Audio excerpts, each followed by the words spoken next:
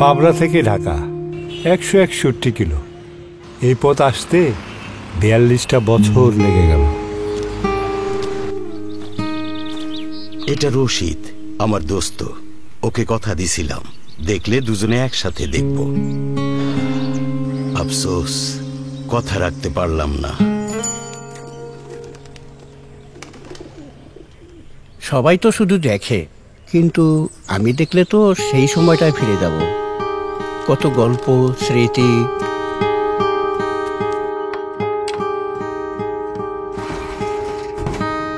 দেশের বয়স কত হলো? 53 না? এই 60টার বয়সও দেশের বয়সের সমান। আমার বন্ধু দিয়েছিল 71-এ। আর যাবো তো, তাই ওই 60টাই পড়।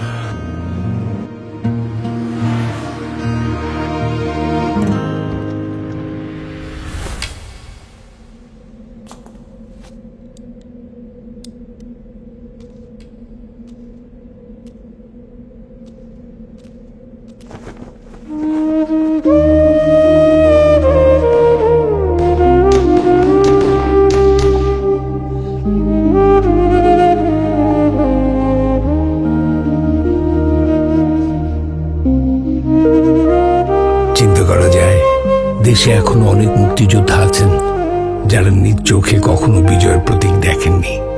অবশেষে শেষ হলো অপেক্ষা।